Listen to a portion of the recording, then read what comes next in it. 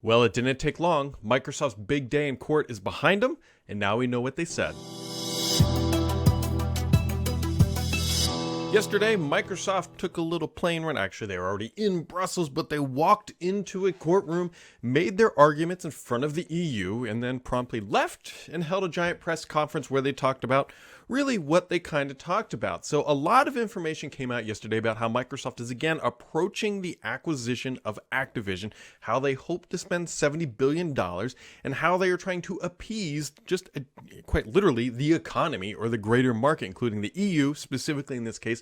And we'll see this trickle over to the US as well once those court dates do arrive and come to fruition. So the question becomes, what did Microsoft say in court to hope to persuade the EU to approving this transaction, really just appeasing what they had, the concerns that were raised? So it didn't take long. Microsoft held a press conference immediately after and said, look, we have signed a deal with Nvidia and we're knocking them off the charts of people who are going to be complaining about this acquisition. So what did they do with Nvidia? They did two things yesterday. They announced a 10-year deal with Nintendo, which that was kind of expected because it was previously announced, but this Nvidia one was brand new. And effectively, Microsoft says, look, we are going to be supporting other cloud streaming platforms, including one of the biggest right now, potentially even the biggest. I guess we don't have all the numbers, but one of the top competitors to Xbox right now is Nvidia's GeForce Now, by signing a 10-year partnership to bring all of their games on the PC over to Nvidia's cloud streaming service. This is a big deal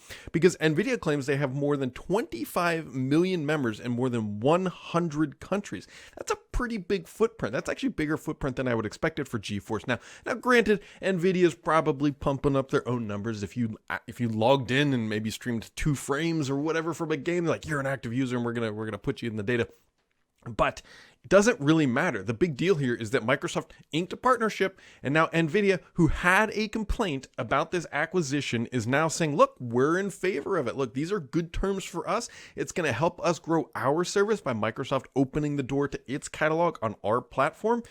Yeah, please let them spend $70 billion because they also know that means, what are they going to get? They're going to get Call of Duty as well. And so that's a really big deal, and another group that is joining Microsoft's effectively side of the argument. So now there's Microsoft, Nvidia, Nintendo all saying, like, look, brah, we are cool with the transaction. Realistically, the only company that is now appears to be pushing against this in any meaningful capacity is still Sony. Google, technically, who has voiced concerns, has not come out in favor of it. They were, I believe, in Brussels and well, in some capacity. I don't think it was Sundar. I think they had a representative there. But again, they are not so much in the gaming space anymore because we all know what's happened with Stadia. Now, moving on here. During the press conference, now this is Brad Smith, not Brad Sams. This is Brad Sams, me. This is Brad Smith. Please stop tagging me on Twitter because it happens a lot every time he's on stage. So this image coming from my buddy Jez Corden, who said, please cite me when you use my images, which I did in the bottom right corner there. You can see this is one of their biggest arguments. Realistically, how much bigger Sony is than Microsoft. Keep in mind, absolutely keep in mind that this is coming from Microsoft. This has their point of view. And of course, they're going to have data to support this model. You can't go in front of the courts and be like, look, we put together a fancy pie chart that looks exactly like a Pac-Man, and you just got to believe us. And it's not Bing AI. You actually got to support it with data, and you got to go do your fact-checking, subtle burn. Yes, whatever. But anyway, so Brad Smith put on a press conference, and they pretty much, it seems like they outlined what they said. He said during this, Microsoft has 58 games all running on the PlayStation platform, while Sony currently at this time only has 2 running on the Xbox platform. We said that if this acquisition goes through, we'd be happy to make sure that there are 59 titles on the PlayStation platform from Xbox, which the 59th title would be Call of Duty, and no doubt others. Mr. Smith went on to say Sony also has 286 exclusive titles, while as Microsoft only has 59 on Xbox at this time. Mostly what you see is cross-platform strategy here. Microsoft is taking a really, really super interesting approach from this because it kind of feels, it's not a perfect analogy. It kind of feels like the open source strategy, right? Microsoft, when you're the market leader, you want to keep everything real close to the chest. When you are an incumbent or somebody who's trying to come in and upset the market, you want to go as broad as possible. And that's what Microsoft is doing here. They're pretty much outlining, saying, look, we don't care so much about exclusivity of every single title in our catalog. We're going to put it everywhere. We're going to put it on Nvidia. We're going to put them on We're going to put them on Call of Duty. We're going to put them on Switch. We're going to let it run on PlayStation. Microsoft just wants to put its titles everywhere that will accept them, and they're willing to front the cost to build the products that will land on there. So meaning they'll build the specific SKU for Nintendo. Now, we don't quite know how Microsoft's going to do all this yet, but clearly they have a strategy, and that is what they are going to be doing.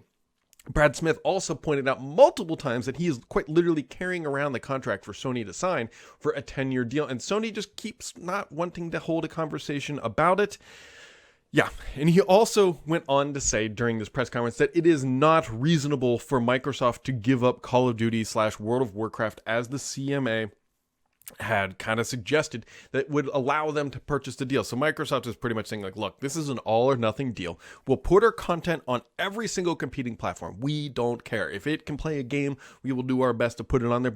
Maybe not the Dreamcast, but I mean, we can all have a dream that the Dreamcast will come back. I really liked the Dreamcast back in the day, and the Sega Saturn. Anyways, we're not going to go down that rabbit hole. But either way, that's pretty much where they came out. And so there are other details that were likely not shared that will probably leak out here in the next couple days. But the big deal here is that Nvidia is on board and Nintendo is now on board. Microsoft's willing to put it everywhere.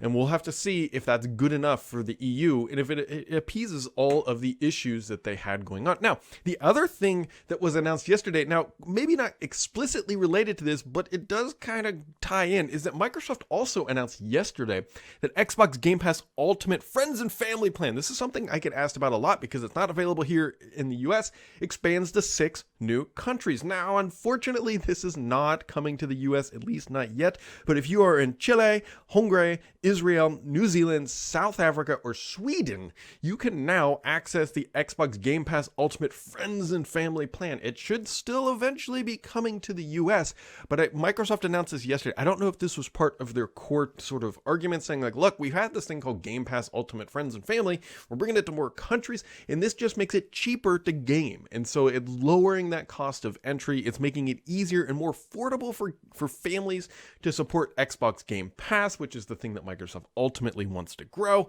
And so there you go. 6 more countries joining that. So everybody asks me almost every single week when I do a Friday podcast, like, when is it coming to the US? And it's like, well, they're still working. I don't know. We don't have an exact date, but clearly this is a good sign that Microsoft isn't pulling away or shying away from the product. They are very clearly continuing to expand where this is available, which at the end of the day, that's got to be good news. So there you go. That is what we know so far about how Microsoft approached yesterday going in front of the courts. I would imagine that they're going to have a very similar argument here when they go in front of the courts in the United States, although they'll have to change up their pie charts a little bit because I think Xbox has a little bit more share in the US than they do potentially in Europe. All that being said, if you want to stay updated on everything happening in the world of Xbox and beyond, make sure to keep it subscribed here because the only BS on this channel is me.